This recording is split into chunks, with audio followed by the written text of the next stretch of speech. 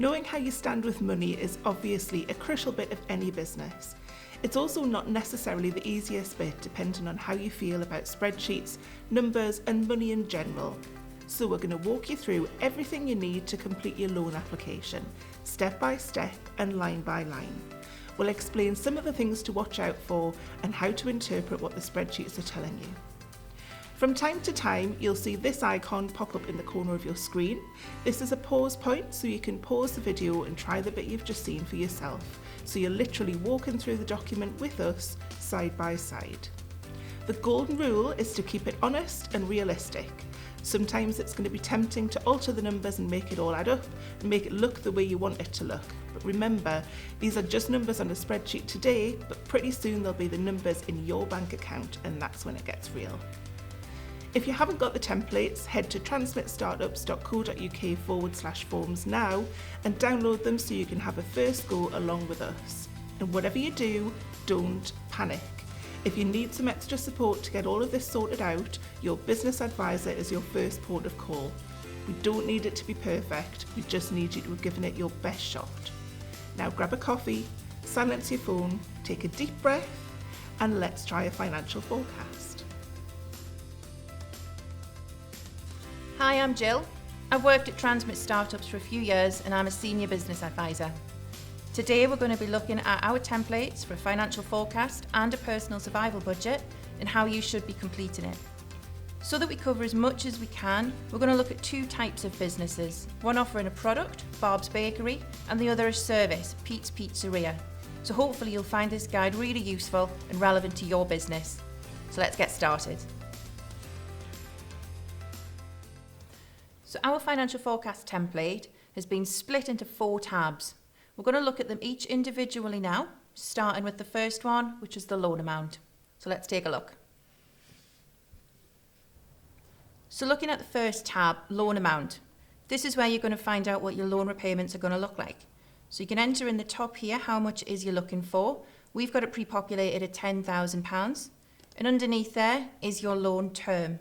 We've put that at 60 months, which is the maximum at 5 years, the minimum being 12 months.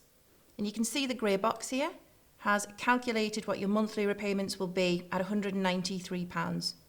All of the grey boxes have calculations in there, so try not to type over them because these are going to really help you out later on down the line.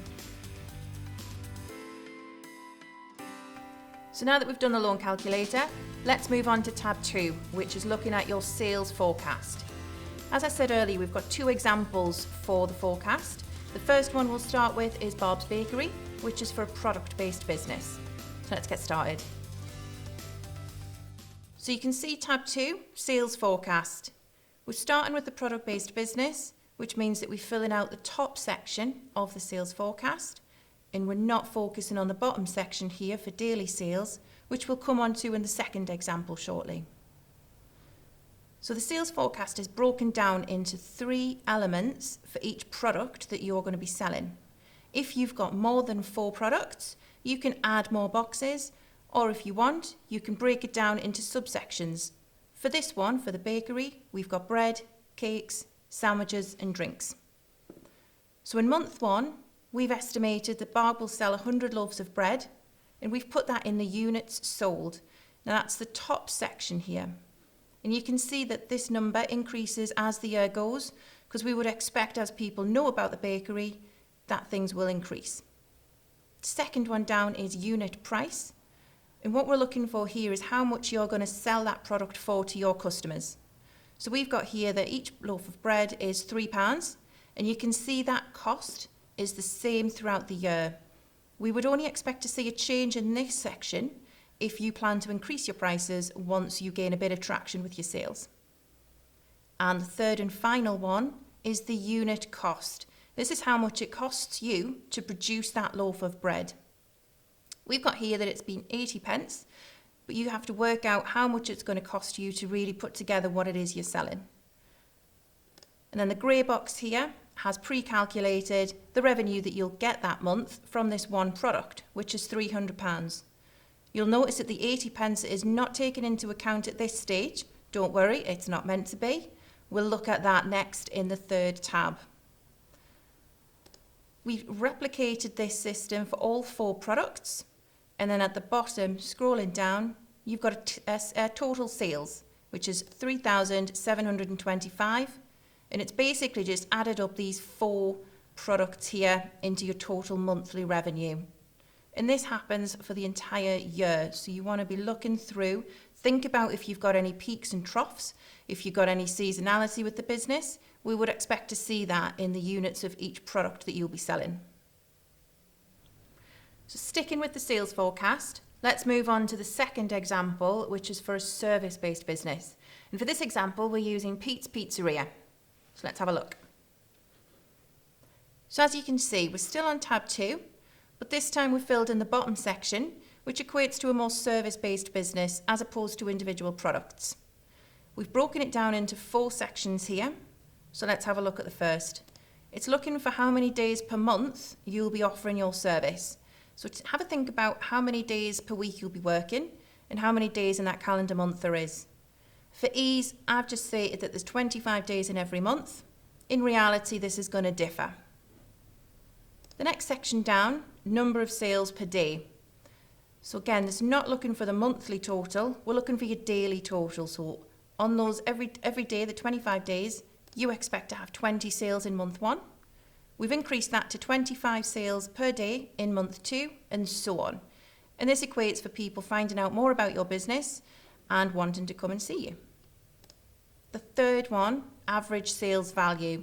So instead of working out each product, what you'll be selling that for, we're looking at an average across a spend per person this time.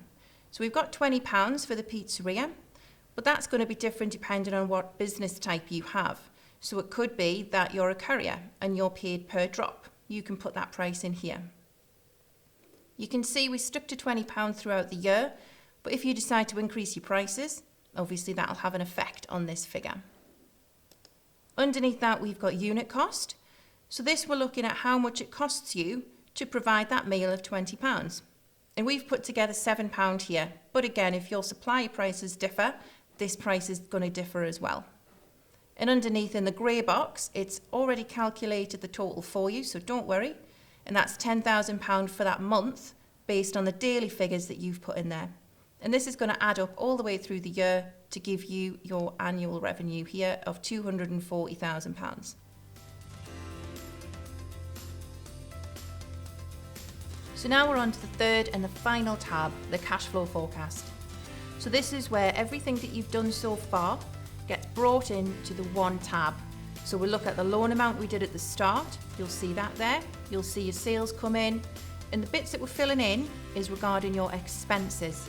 And then what we get at the bottom is your overall cash flow. And that basically means the money each month that you're going to have in the bank and what that means going forward through the year when it all adds up.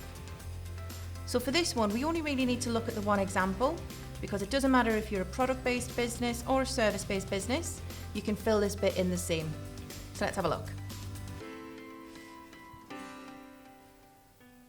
So now as you can see, we're on the third and final tab, the cash flow forecast. Now this is where many people can look and feel quite overwhelmed, but don't panic, we're going to break it down together. Looking at this top section, we're looking at everything coming into the business. Now this is the bit we've already done. So you can see your £10,000 loan coming in from the first tab we looked at, and all of your sales revenue for the year coming in there that we looked at on the tab just before this one. And you can see it's adding up the totals. So if you had anything else coming in, for example, personal savings of £5,000, you would just put it in there and you can see that total would change. The bottom section is what we need to fill in. So this is looking at everything that you're going to spend in the business. The grey boxes will already be there. Those are your loan repayments from the first tab that have magically come over so that you don't have to worry about them again. This first tab is what most people forget, and this is how you're going to spend your startup loan. So sit and have a bit of a think about that. You've asked for £10,000. Where is it going to go? So you can see for Barb's Bakery, she's got a few different things that she needs. She's got a big outlay there for equipment, £5,000. A little bit of stock she's getting, bit of refurbishment there at the bottom, and so on. So her spending adds up to £9,300. So it's not the 10,000, but that's fine. You can see the 700 there remaining, and that'll go down as an opening bank balance for your month one sales. So she's using that bit extra for a bit of cash flow support, just in case she needs it. So moving on from month one, which you can see at the top, it's marked pre-start, which we've done, in months 1 through 12. So we'll start with month one. Looking down, we've got the cost of sales. Now that's already brought through for you as well. That's what the unit cost from the second tab in the sales forecast was relating to. So you can see already all of your stock and raw materials, it's there for you already. The next one down is your advertising and marketing. So it could be that you've got a bit of a different spend there. So we've got Barb spending £100 in month one, goes down to £80 in month two. But that's completely up to you and what you want to budget for marketing. You might have a business where you can market solely online for free using social media, or you might want to use more traditional methods and put an advert in a magazine, for example. So have a look into how much that's going to cost you realistically. Next one down is equipment, fixtures and fittings. We don't really have anything in there for the rest of the year apart from that start up of £5,000. And you can see there's other blank spaces here as well. So don't feel the need that you have to put stuff in every column. You're basically just picking out what's relevant to you. We've got rent here, but your business might not have a premises, so you would just leave that blank. The same with utilities. You might not have any travel expenses. You get the picture. So have a think about what it is that you'll spend every month to really run your business and produce what it is you're wanting to produce for your customers. Looking at the grey boxes down here, you can see total expenditure. It's a bit like that total income there. And then underneath, you've got a net cash flow. So this is important to look at because this is how much you're left with each month. So based on what she's made in month one compared to what she's spent in month one, she's £112 down. But you can see because we had the £700 rolling from the loan that she didn't spend, we've actually still got a bank balance of £588, so it's fine. If, however, she had more costs, that might make a red line there. And this is what we call the bottom line. It's called that because it's the bottom line on your cash flow. But it's also your closing bank balance. So if that's red, that means you've got no money left. And if you don't have an overdraft, that can be a bit of a problem. So keep an eye on this when you're filling this out, because if you've got a lot of red numbers there, it could be that your business might not be viable. And you might have to start again and research more into how you're going to produce what it is you want to. So if we take that back out, you can see Barb's cash flow is nice and healthy. And the closing bank balance there goes up, which is what we want to see, so that we've got an annual end profit of £30,000. When you're looking at tax and VAT, every business type is going to have different obligations. So you can look on the .gov website, have a look to see what your VAT obligations are, and you can enter that in there. Same with the tax. Make sure that you know what your tax expectations are so that you can budget these and you're not caught short when the taxman comes calling.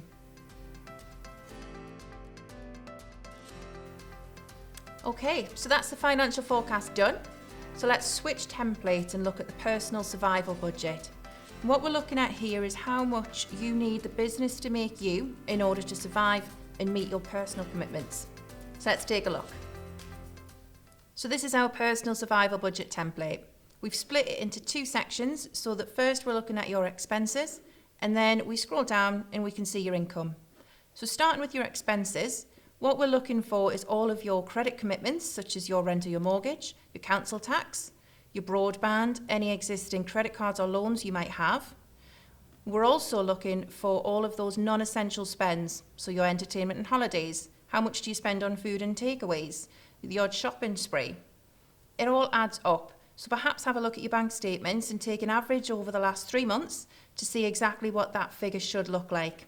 So if you share some of your household bills with a partner or a housemate, you can put that in. So if you've got £600 of rent or mortgage, but you're actually only responsible for £300, let us know. And that significantly decreases your total expenditure, which can take a bit of pressure off the business for what it needs to give you every month. Moving down to your income. In this section, we're really just looking at any income that you've got continuing for a long term that's not linked to this business. So if you've got a job ongoing and this business will be a sideline, pop your salary in there, any benefits in there. If you've got any other income, in this example, we've got a rented property where we've got £800 a month coming in. And these two totals in grey adds up to the income needed to survive. And this figure here is what your business needs to provide to you every month in order for you to maintain your lifestyle. So we can see the figure as £1,027.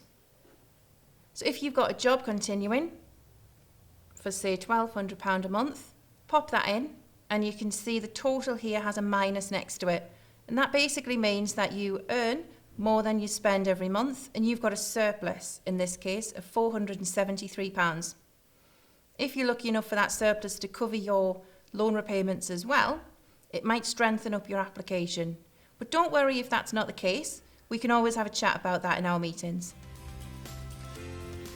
And that's it done. This is the kind of document that's never completely finished. You'll always feel like you could do more, but trust me, now's the time for that second opinion. So upload your forecast to the customer portal or send it directly to your Transmit contact and take it from there. If you need any more help with other aspects of planning your business, have a look at the business advice section of the Transmit Startups website.